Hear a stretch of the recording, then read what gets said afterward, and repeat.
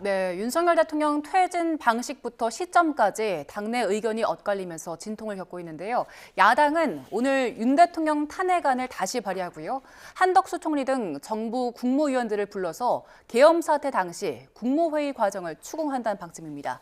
국회 취재기자 연결합니다. 정인용 기자.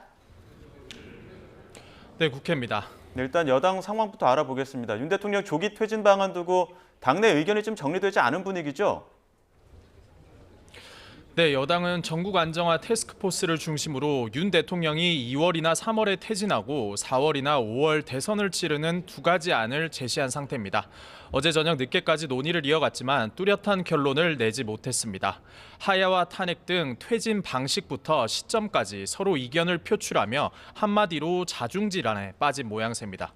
한 중진 의원은 YTN에 결국 막을 때까지 막다가 탄핵으로 갈 것 같다면서도 탄핵 심판 절차를 통해 윤 대통령이 자신의 주장을 펼칠 기회를 가지는 것도 나쁘지 않다고 전했습니다. 친윤계인 또 다른 의원은 민주당과의 협상력을 높이기 위해 탄핵은 일단 막아야 한다며 이재명 대표가 사법 리스크 때문에 탄핵을 서두른다는 걸 부각할 필요가 있다고 주장했습니다. 당 지도부 핵심 관계자도 YTN에 민심이 더 나빠질 수 없을 정도로 최악인 상황에서 여당 의원 108명이 뭉쳐야 야당과도 임기 단축 개헌을 포함한 다양한 협상이 가능하다고 언급했습니다. 다만 단일 대우를 유지할 수 있을진 미지수입니다. 당장 이번 주 2차 탄핵 표결에 참여하겠다고 공개적으로 의사를 밝힌 의원만 벌써 4명으로 파악됩니다. 게다가 친윤계인 5선 권성동 의원과 개파색이 옅은 4선 김태호 의원이 출마한 새 원내대표 경선을 둘러싼 개파 갈등도 뇌관으로 남아 있습니다. 내일 의원총회에서 경선이 치러질 예정인데 결과에 따라 당내 탄핵 표결 분위기는 또 한 번 출렁일 전망입니다.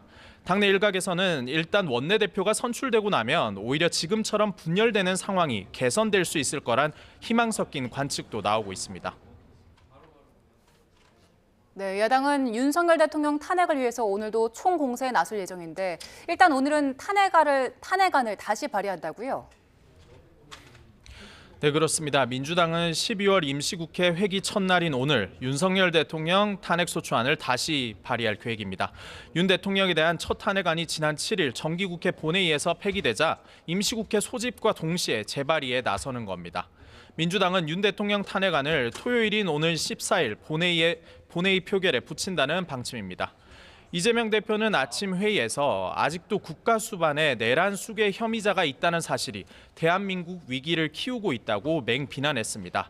하루에도 12번씩 가슴을 쓸어내릴 계엄 관련 놀라운 사실이 새로 밝혀지고 있다며 탄핵 열차는 결코 멈출 수 없다고 목소리를 높였습니다. 국회는 오늘 본회의를 열어 야당 주도로 비상계엄 사태와 관련한 긴급 현안 질문도 실시합니다. 한덕수 국무총리와 최상목 경제부총리, 이주호 사회부총리 등 국무위원들의 출석을 요구한 상태입니다. 비상계엄 선포 심의를 위한 국무회의 당시 상황과 계엄군의 중앙선관위 진입 등을 집중적으로 캐물을 걸로 보입니다. 어제 윤 대통령이 계엄 당시 의원들을 밖으로 끄집어내라고 지시했다는 증언이 나오는 등 군 내부 폭로가 잇따르고 있어 오늘 국무위원들의 답변에도 관심이 쏠리고 있습니다. 이와 별도로 국회 법제사법위원회는 내란 일반 특검과 김건희 여사 특검법도 오늘 처리할 계획입니다. 지금까지 국회에서 YTN 정인용입니다.